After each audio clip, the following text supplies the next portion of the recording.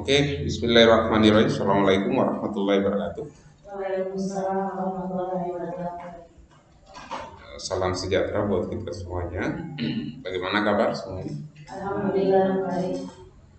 Ya, malam hari ini kita mencoba mengkaji tentang kepemimpinan transaksional atau dalam bahasa Inggrisnya adalah transactional leadership versus versus itu lawan ya. Lawan dari kepemimpinan transformasional atau transformational leadership. Ya, satu-satu nanti saya akan jelaskan mengenai kepemimpinan, apa itu kepemimpinan transaksional dan apa itu kepemimpinan transformasional gitu, ya. Ya. Transaksional itu kalau kita lihat dari teorinya sebenarnya itu sesuatu perilaku yang memandang seseorang itu pada hal yang negatif ya. Sehingga perlu diawasi, perlu diberikan hukuman kalau dia berbuat salah, perlu diperketat, perlu dibuatkan kontrak karena jangan sampai terjadi penyelewengan. Jadi selalu melihat seseorang itu pada hal yang negatif. Itu dalam pandangan dari Bas tahun 1995 dalam bukunya Jamaluddin Ancok tahun 2012. Ya, dia mengatakan bahwa ada beberapa hal yang menjadi ciri dari kepemimpinan yang transaksional gitu ya. Yang pertama itu menjelaskan kepada para karyawan apa yang harus dikerjakan. Jadi menganggap bahwa karyawan itu tidak tahu apa-apa gitu. Menganggap para karyawan itu belum memahami tugas dan fungsinya sehingga perlu dijelaskan gitu. Ada juga mengatakan bahwa meminta karyawan untuk mematuhi aturan dan standar kerja. Jadi dipaksa karyawan untuk mematuhi semua aturan yang ada dalam organisasi. Jadi selalu melihat bawahan itu dalam pandangan yang negatif. Dipaksa mereka mengikuti aturan, kemudian harus didisiplinkan, kemudian menganggap bahwa bawahan itu kurang mengetahui apa-apa sehingga harus dijelaskan dan lain sebagainya. Kemudian ketiga, mengatur kesepakatan kontraktual. Karena berpikir kalau tidak ada kontrak kerja, ini bisa jadi karyawan ini atau bawahan ini akan bersikap semena-mena atau bersikap menyalahi aturan dan lain sebagainya. Kemudian yang keempat adalah mengawasi karyawan dalam bekerja untuk memastikan bahwa pekerjaan yang dilakukan itu sesuai dengan aturan dan efektif. Jadi menganggap bahwa bawahan itu belum dewasa sehingga harus diawasi. Makanya kepemimpinan transaksional itu disebut sebagai gaya manajer, gitu. Gaya yang manajer. Karena terlalu kaku melihat karyawan itu sendiri. Jadi menganggap bahwa karyawan itu seperti robot gitu ya, yang harus bekerja siang dan malam untuk menjalankan tugasnya dengan baik. Mereka harus diawasi. Kalau mereka tidak bekerja dengan baik, bisa jadi mereka diberikan hukuman, punishment. Tentu ini akan menjadi satu pandangan yang negatif ya. Ada juga yang mengatakan bahwa kepemimpinan transaksional itu selalu beranggapan bahwa cara pandang seorang pemimpin itu selalu jangka pendek, tidak pada jangka panjang. Jadi apa yang harus dikerjakan hari ini, apa yang harus kita dapatkan dalam jangka waktu yang pendek ini, sehingga selalu ada istilah atau ungkapan-ungkapan mengatakan bahwa siapa dapat apa, kapan, di mana dan bagaimana. selalu mengarah pada sebuah transaksi. Kemudian yang kelima adalah mengisolir pekerjaan dari dunia yang berubah. Sekarang kita bekerja, tidak bisa kita mengisolir diri ya. Karena sudah ada dunia luar, sudah ada media sosial, kita sudah bisa berkomunikasi dengan orang-orang dari Amerika, dengan orang Afrika. Yang penting kita tahu bahasanya, kita bisa berkomunikasi. Atau kita mengetahui bahasa internasional, dan dia juga mengetahui bahasa internasional, kita juga bisa. Sekarang tidak bisa lagi kita mengisolir diri dengan segala perubahan yang ada. Ada yang mengatakan bahwa globalisasi yang ada sekarang ini banyak mengakibatkan keburukan pada umat manusia. Salah satu dampak dari globalisasi, dampak buruknya ya, itu adalah hilangnya nilai-nilai atau norma-norma yang diyakini oleh masyarakat setempat. Adat istiadat. Orang lebih senang bergaya K-pop, bergaya Hollywood, bergaya Bollywood dan lain sebagainya. Sedangkan pakaian adat di daerahnya, di kampungnya sendiri, tari-tarian, nyanyi-nyanyian, itu dianggap sebagai sesuatu yang kuno gitu, barang kuno, ketinggalan zaman. Sehingga mereka mau ingin ya beradaptasi dengan dunia luar dan mengikuti kebiasaan-kebiasaan orang luar. Yang jadi permasalahan adalah pada saat dia mengikuti kebiasaan orang luar, dia meninggalkan tradisi nenek moyangnya yang dianggap baik. Nah, jadi ini permasalahan, itu yang pertama. Yang kedua adalah adanya nilai-nilai yang dapat merusakkan moral kita. Kalau kita melihat film Hollywood misalnya, atau film Korea, atau film apalah di luar negeri sana, belum tentu semua nilai, gerakan, ucapan itu sesuai dengan apa yang kita yakini di negara kita sendiri. Belum tentu. Orang di barat sana itu pergi pacaran kemudian baku bawa setiap hari, ya, mereka bergaul dengan bebas, yang penting mereka suka sama suka. Itu adalah kebiasaan orang barat yang tidak sesuai dengan budaya kita sendiri. Nilai-nilai itu berpotensi masuk ke otak atau pikiran dari generasi muda, ya, yang masih minim tentang kesadaran mereka dalam menjaga nilai-nilai budaya yang ada di negara kita sendiri. Sehingga di sini katakan bahwa perlu mengisolir sebuah pekerjaan, aktivitas dari dunia yang selalu berubah. Saya kira tidak perlu ya. Hanya kita perlu menyaring budaya-budaya itu, apakah budaya itu sesuai dengan nilai-nilai yang kita anut. Di Korea juga, Korea Selatan misalnya, ini Korea Selatan, rambutnya sudah dipirang, gayanya minta ampun, ya, operasi plastik dan lain sebagainya. Ya banyaklah perilaku-perilaku di mana orang Korea sendiri merasa itu adalah budaya mereka sendiri. Tetapi bagi orang Indonesia tidak cocok. Ya, dancer yang macam-macam gerakannya.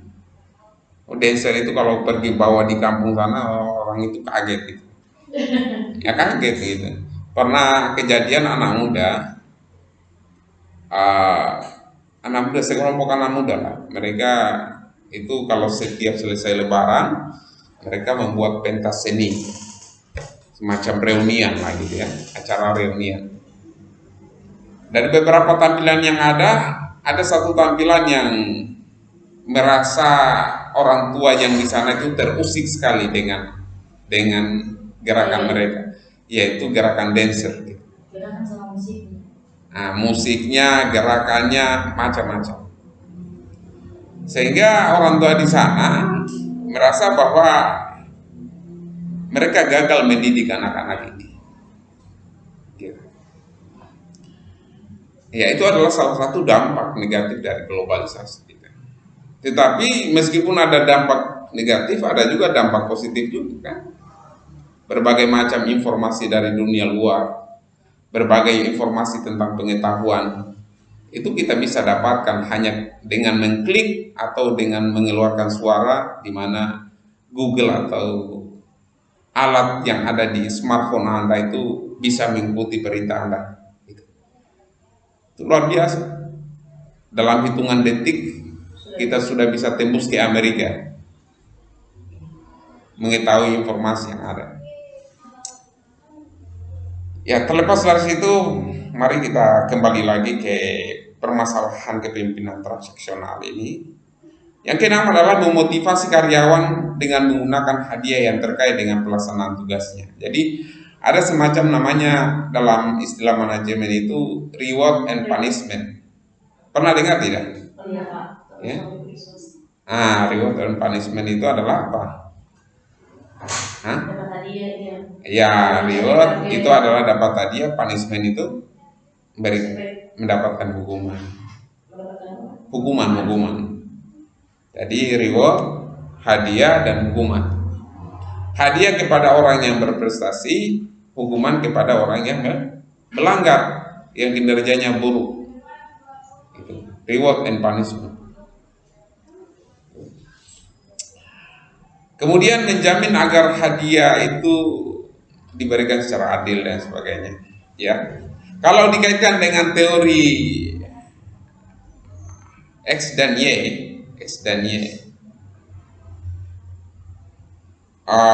teori X dan Y ini adalah teori yang melihat manusia itu ada dua sisi, ada dua perilaku manusia yang saling bertolak belakang.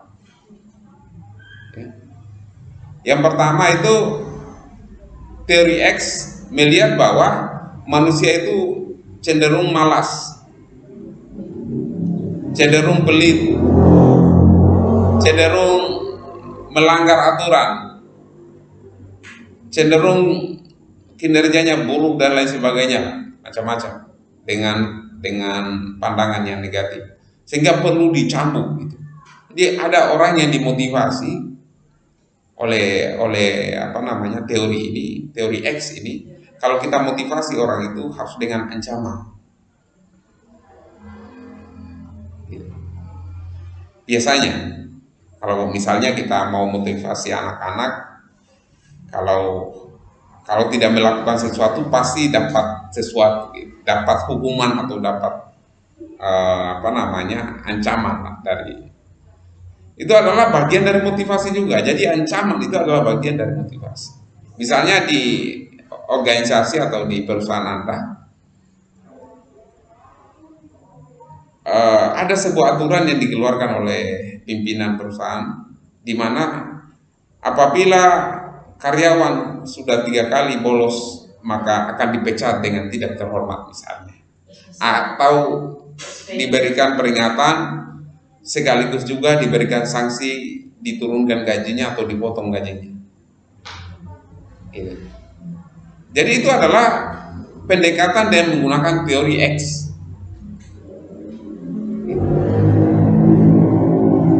di mana karyawan itu dianggap sebagai orang yang harus dicambuk seperti sapi atau seperti kuda, harus dipukul dulu baru lari gitu. Berbeda dengan kepemimpinan transformasional gitu. Ya. Transformasional ini kalau tadi lebih disebut sebagai sebentar ya. Assalamualaikum. Dikan semuanya? Tidak. Iya. Tidak.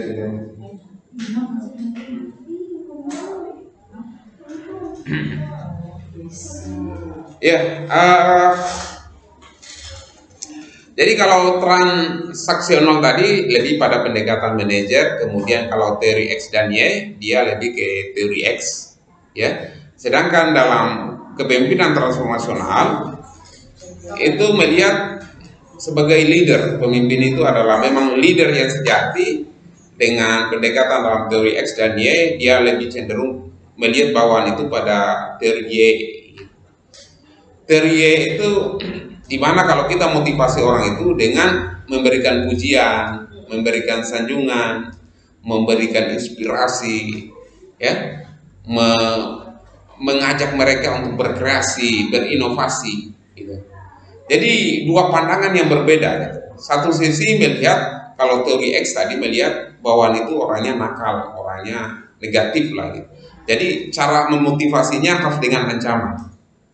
Yang kedua teori Y melihat bahwa bawaan ini sebenarnya orangnya kreatif nih, orangnya punya inovasi nih, maka berikan mereka pujian, berikan mereka motivasi, semangat dan lain sebagainya. Jadi dua hal yang sangat berbeda sekali. Dan pendekatan cara memotivasinya berbeda juga. Tadi cara dengan cara hukuman, teori Y dengan cara memberikan penghargaan. Ia lebih banyak menggunakan teori Y yang memandang karyawan sebagai orang yang bertanggung jawab, ya.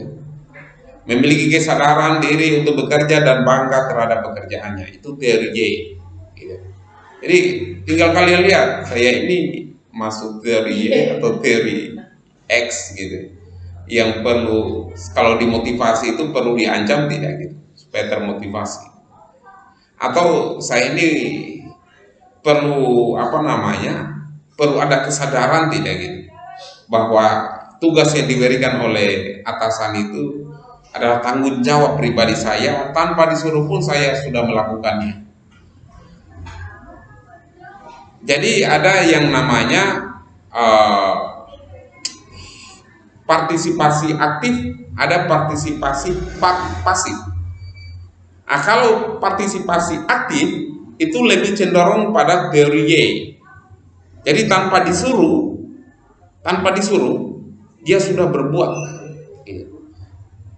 Kalau partisipasi pasif harus disuruh dulu, dipaksa dulu, dicambuk dulu, gitu. Bahkan diancam dulu supaya dia bisa bergerak. Gitu. Secara umum kepemimpinan transformasional lebih memiliki sifat yang melihat karyawan sebagai human being daripada melihat sebagai robot semata-mata, ya. Jadi manusia itu sebagai manusia yang makhluk yang manusiawi, makhluk yang punya derajat, makhluk yang punya martabat, gitu. Itu dalam kepemimpinan transformasional. Oleh karena itu kepemimpinan transformasional ini dibagi menjadi 4 karakter. Yang pertama adalah idealize influence, yang kedua intellectual stimulation, kemudian ketiga adalah inspiration motivation, dan keempat adalah individual consideration. Nanti sebentar kita akan coba, ya. Apa itu adalah idealize influence? Idealize influence itu menganggap bahwa cara mempengaruhi seseorang itu sesuai idealnya itu harus diberikan dulu keteladanan, gitu. Jadi entah itu bawahan maupun atasan harus memberikan keteladanan. Ya, kalau misalnya kita kerja di sebuah perusahaan misalnya, maka cara yang terbaik memotivasi orang itu adalah dengan melakukan dulu, memberikan dulu contoh, gitu. Kebanyakan kan kita kasih motivasi tetapi dirinya kita sendiri belum. Nah, makanya Rasul itu Muhammad SAW selalu memberi contoh dulu sebelum menceramai, sebelum mengajak orang lain. Bagaimana berbuat yang baik itu dia memberi contoh dulu, kasih contoh dulu. Karena dia menjadi teladan bagi para sahabatnya, para pengikutnya, para umatnya. Kalau kalau tidak diberikan satu contoh keteladanan, orang tidak akan percaya dengan apa yang dia katakan. Mau ikuti apa gitu? Antara perkataan dan perbuatan itu tidak sinkron. Atau dalam bahasa sekarang namanya tidak punya integritas. Perkataan dan perbuatan tidak sama. Namanya tidak punya integritas. Kalau dalam bahasa sekarang. Atau orang yang tidak jujur gitu. Tidak jujur dalam artian berbohong. Dia bilang A tapi perbuatannya B gitu. Maka orang tidak akan mengikuti perilaku dia. Makanya Muhammad itu meskipun dibenci oleh kafir Quraisy, tetapi dalam hal kejujuran Muhammad itu paling jujur sekali. Paling jujur dan paling menjaga amanah. Jadi orang kafir Quraisy itu meskipun dia tidak suka dengan Muhammad, tapi kalau ada barang yang mereka titip, itu dia titip kepada Muhammad. Karena Muhammad itu orang yang paling jujur, gitu. Paling pegang amanah gitu.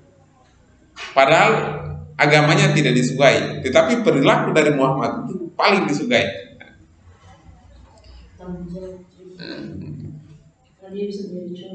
Karena dia menjadi contoh atau menjadi teladan buat orang lain. Itulah yang disebut dengan namanya idealized influence. Itu yang pertama. Yang kedua, intellectual stimulation. Itu mengajak bawahan untuk berpikir. Ayo, keluarkan ide-ide gagasan kalian untuk membangun sebuah perusahaan ini. Mari kita berpikir kreatif, berpikir inovasi. Mari kita berpikir mengeluarkan gagasan yang terbaik supaya kita bisa menjadikan perusahaan ini menjadi perusahaan yang terkemuka di wilayah Indonesia Timur atau nomor 1 di Indonesia Timur. Jadi para bawahan itu diajak berpikir, berkreasi dan berinovasi, sehingga mereka selalu kritis dengan keadaan, mereka selalu cerdas dengan kondisi yang ada, mereka bisa menemukan satu solusi dengan permasalahan yang ada. Ada juga namanya consideration stimulation, individual consideration, Individual consideration itu adalah di mana atasan itu selalu melihat pada kebutuhan bawahannya. Misalnya ya, sambil contoh. Kalau kita di perusahaan ya, kalau kita punya permasalahan, kalau kita mendapatkan pimpinan yang baik ini ya, kalau kita misalnya jarang masuk atau katakanlah selama 2 hari atau 3 hari ini selalu tidak disiplin dibanding dengan hari-hari sebelumnya kan gitu. Maka pimpinan yang bagus itu selalu bertanya secara pribadi, kenapa dia tidak rajin lagi. Kalau pimpinan yang kurang bagus kan, kurang bijak, pasti akan memberikan hukuman. Saya potong saja gajimu, ya. Atau kalau masih ulangi lagi, saya akan pecat kamu.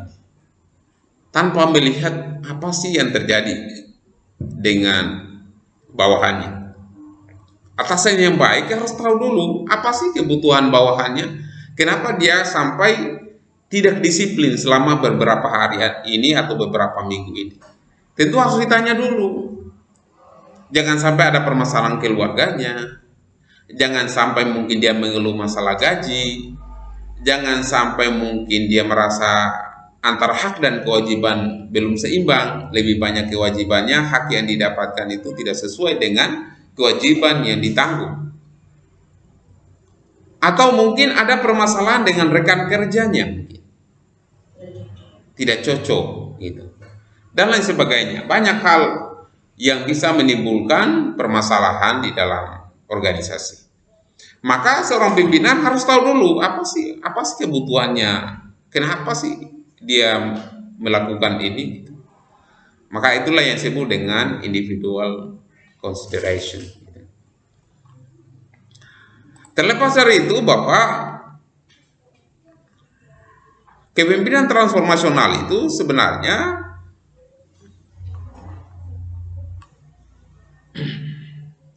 kepemimpinan yang melihat tujuan jangka panjang gitu. Ya. Ada sekarang kalau kita lihat ya,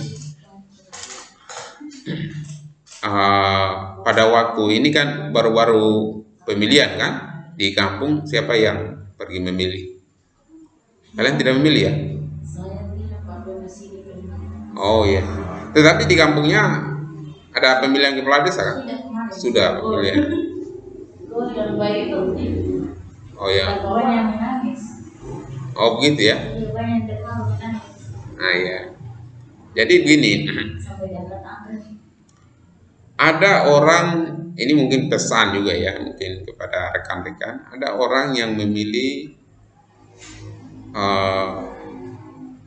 karena memang orang atau calon itu baik gitu, orangnya baik, orangnya cerdas, orangnya dekat dengan masyarakat, orangnya suka mendengarkan dan mencari solusi terhadap permasalahan di masyarakat, ringan tangannya dalam membantu, orangnya hatinya ikhlas dan sebagainya.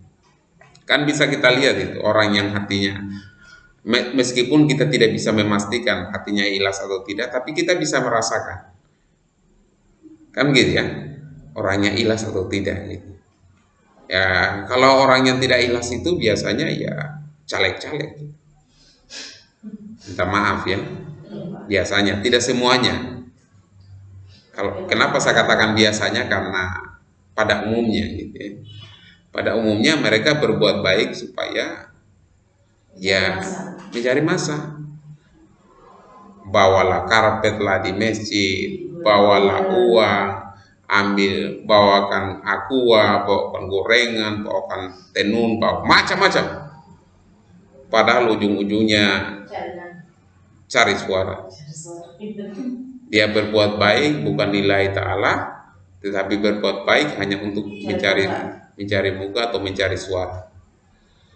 Tentu hal-hal yang seperti itulah yang menurut saya itu adalah bisa jadi calon-calon pemimpin yang sangat tidak bagus, orang-orang yang munafik dengan kebaikan, pura-pura baik, ternyata mereka adalah hanya kebaikan di mulut saja, kebaikan hanya ingin dianggap sebagai orang yang dermawan supaya dipilih dan sebagainya. Ya. Ada satu pesan Nabi, ya, dia mengatakan bahwa dari Ibnu Abbas itu dia katakan Rasulullah Shallallahu Alaihi Wasallam bersabda, barang siapa yang mengangkat seseorang untuk memimpin suatu masyarakat, padahal di kalangan mereka masih ada orang yang diridhoi oleh Allah Subhanahu Wa Taala daripada orang yang diangkat itu, maka sesungguhnya dia sudah mengkhianati Allah, sudah mengkhianati Rasulullah dan orang-orang beriman. Hadis riwayat Ahmad dan Al-Hakim. Jadi coba kita renungkan kembali lagi, ya. Hari ini mungkin kita sudah meyakini bahwa pilihannya kita ini adalah pilihan yang betul-betul dari hati. Pilihan yang betul-betul bahwa dialah yang layak memimpin kami. Bukan karena uang, bukan karena keluarga, bukan karena pertemanan, tetapi betul-betul pada saat nantinya kita punya harapan kalau dia terangkat, dia akan lebih baik lagi daripada sebelumnya.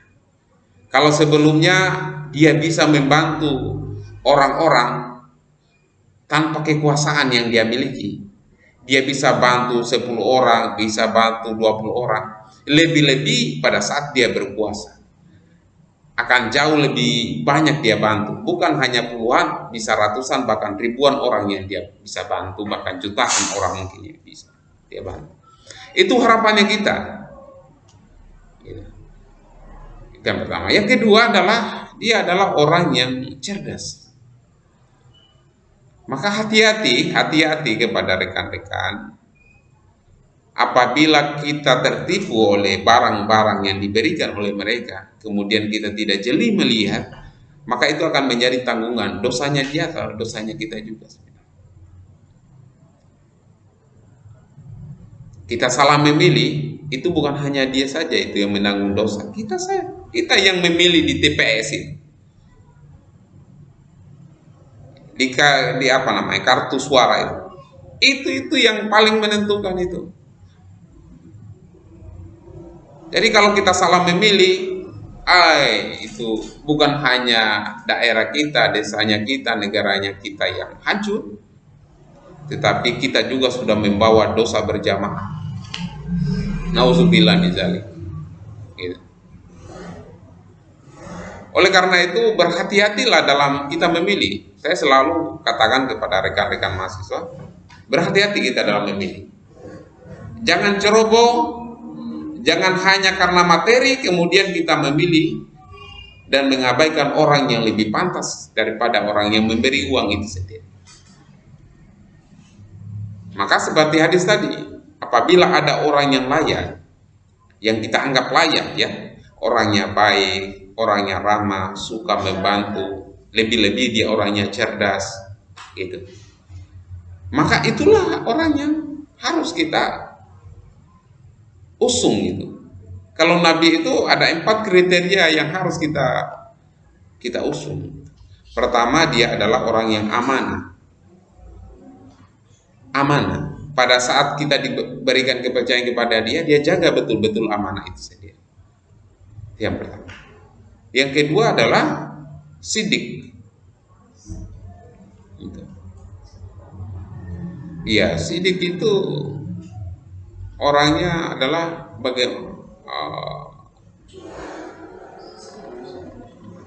orangnya jujur ya. Sidik orangnya jujur, dia orangnya jujur dalam artian bahwa dia selalu berkata pada sesuatu yang apa adanya gitu, tidak memutarbalikkan fakta gitu. Ya. Kemudian yang ketiga adalah dia adalah tabligh.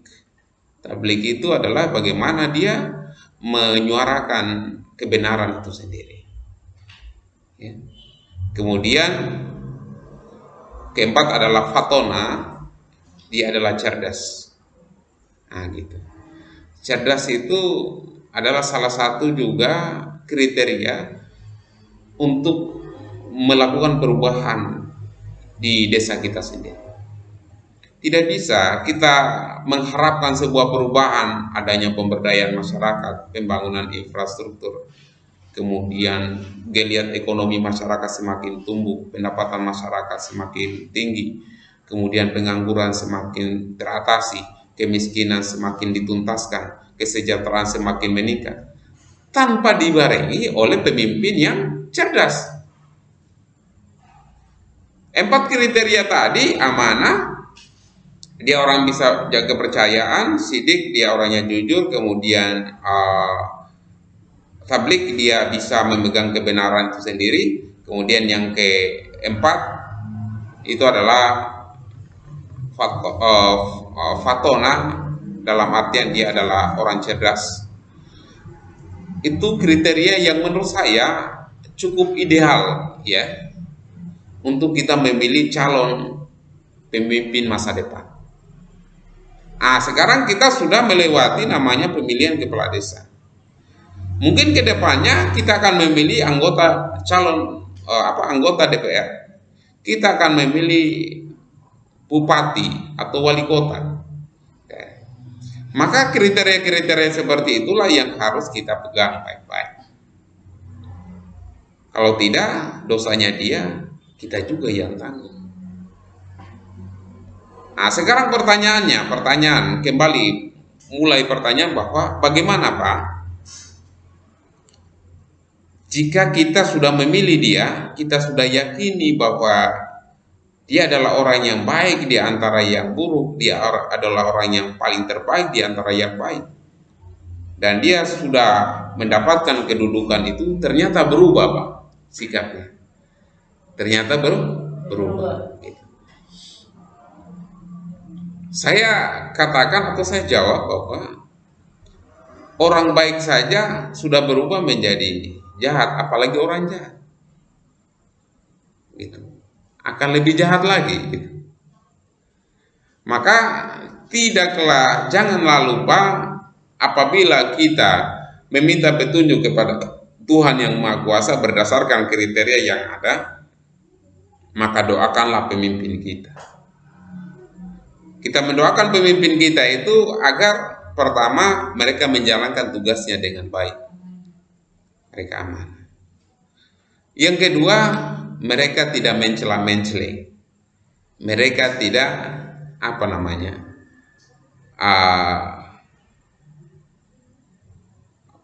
berpura-pura.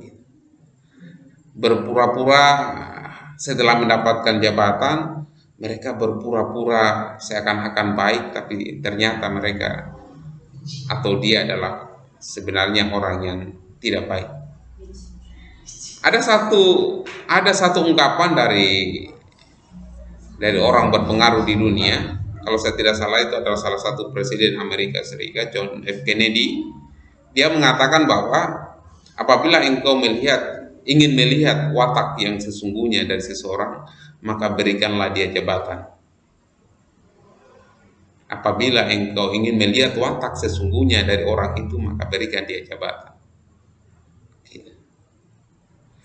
Jadi kalau terjadi perubahan sikap yang tadinya baik menjadi buruk, ya boleh jadi pertama itu tadi kita kurang mendoakan pemimpin kita agar mereka menempuh jalur yang baik. Yang kedua, boleh jadi dia itu sebenarnya orang yang punya ambisi mendapatkan kekuasaan dengan berpura-pura baik di hadapan kita. Boleh jadi. Tetapi saya sangat berharap bahwa apabila Anda sudah meyakini bahwa dia adalah orang yang terbaik di antara yang baik, dia orang yang baik di antara yang buruk, dia orang yang buruk di antara yang paling buruk, maka pilihlah yang terbaik itu. Pilihlah yang terbaik itu. Meskipun kedepannya mungkin dia berubah. Kita tidak tahu. Tidak perlu kita mengoreksi dia sendiri. Kita saja ini hari ini baik, belum tentu kedepannya kita akan baik. Hari ini mungkin dimuliakan oleh Allah, belum tentu kedepannya kita dimuliakan oleh Allah. Betul tidak? Karena hati manusia itu berbolak-balik. Kadang baik, kadang buruk. Kadang pikiran jahat itu hadir. Kadang pikiran baik juga hadir. Selalu berbolak-balik. Hari ini A, besok kadang-kala B. Maka mintalah keteguhan hati, kekuatan iman, kekuatan hati, agar kita tidak mudah diombang-ambing oleh cobaan dalam dunia ini sendiri. Sama juga dengan kita mendoakan pemimpin, semoga mereka dia amanah dalam menjalankan tugasnya. Mereka tidak terombang-ambing. Karena kenapa? Uang itu bisa menghipnotis manusia. Bisa menghipnotis. Uang itu bisa menjadikan orang yang lesu menjadi bersemangat. Ya. Uang juga bisa menjadikan orang itu seakan-akan dia luar biasa. Dan pada saat tidak ada uangnya seakan-akan dia menjadi orang yang biasa-biasa, bahkan mau mati juga. Di uang itu menjadi sebuah hipnotis gitu. Tapi ada juga yang menjadikan uang itu menjadikan dia lupa daratan. Karena berpikir nggak bisa dibeli dengan uang. Segala-galanya butuh uang. Segala-galanya Uang tidak dibawa mati, tapi semuanya perlu. Yes, saya kira segala-galanya tidak mesti butuh uang, tapi kalau ada uang segalanya mudah gitu. Kan begitu ya? Iya, betul. Ya, jadi kita butuh uang. Kita sangat butuh uang, sangat. Tetapi jangan terlena dengan itu. Banyak orang yang terlena. Awalnya dia hanya mendapatkan uang 1 bulan itu mungkin 5 juta. Setelah itu dapat paket proyek kurang lebih 1 M. Akhirnya dapat 20. 1 M itu ya kadangkala juga korupsinya cukup gede, cukup besar. 200 juta. Paling kecil itu. Kalau orang-orang yang tangannya jahil ya, biasanya 500 juta dia ambil, 500-nya itu untuk kepentingan proyek pengerjaan barang itu sendiri. Banyak terjadi seperti itu. Ya. Jadi kehati-hatian kita memegang itu baru uang, belum lagi adalah jabatan. Kita masih menjadi rakyat biasa, tetapi setelah kita menjadi anggota DPR, berubah sikapnya. Yang awalnya kaca mobilnya atau mungkin belum ada mobilnya, dia masih pakai sepeda atau pakai motor. Setiap harinya lalu lalang di tengah-tengah masyarakat sebelum mendapatkan jabatan anggota dewan. Tetapi setelah mendapatkan jabatan anggota dewan, dia belilah mobil, kemudian sering kaca mobilnya dikasih naik supaya tidak dilihat oleh masyarakatnya, karena dia berpikir kalau saya dilihat sama masyarakat saya, mereka pasti meminta-minta proposal dan lain sebagainya. Maka hal yang seperti itu yang menurut saya adalah perbuatan yang tidak baik, perbuatan yang mencerminkan pemimpin yang tidak terpuji. Lebih baik ya jujur aja kalau kita misalnya menjadi seorang pemimpin. Dan itu adalah konsekuensinya kita menjadi public figure. Public figure itu ya harus memang modalnya adalah orang yang jujur. Kalau modal dengan kepura-puraan, tidak akan lama, tidak akan langgeng kita. Memang jabatan tidak langgeng, tetapi kalau dengan modal kepura-puraan akan jauh lebih cepat kita dilengsarkan dari jabatan itu. Dan kita tidak merasa nyaman dengan jabatan itu. Tapi ada orang yang hidupnya berpura-pura, hidupnya menipu masyarakat. Nanti mau pemilihan baru pura-pura lagi kasih uang, ya, pergi beli sembako, beli ini apa segala macam. Setelah duduk di jabatan lupa lagi dengan janjinya. Mereka hidup dengan itu dan nyaman. Maka ingatlah, sesungguhnya engkau sedang berada dalam lembah kesesatan. Tuhan sedang membiarkan kamu menjadi orang yang sesat jalan. Itu kalau Tuhan sudah membiarkan kita menjadi orang yang sesat jalan, siapa yang mau menyelamatkan kita? Kalau Tuhan sudah membiarkan itu, maka mintalah petunjuk kepada Allah. Karena godaan uang, godaan kekuasaan, jabatan itu jauh lebih besar. Lebih-lebih kalau laki-laki, godaan perempuan. Saya berapa kali, bahkan sudah banyak kali sekali, kalau sudah anggota DPR pergi ke Jakarta, pergi ke Surabaya. Maaf kalau misalnya ada keluarga ya, menginapnya di hotel, kadangkala juga cari hiburan yang tidak terpuji. Pada saat pulang, alasan tidak ada uang, ternyata uang dihabiskan di tempat. Itu banyak. Entahlah, mungkin hari ini mungkin karena masih musim corona mungkin ya.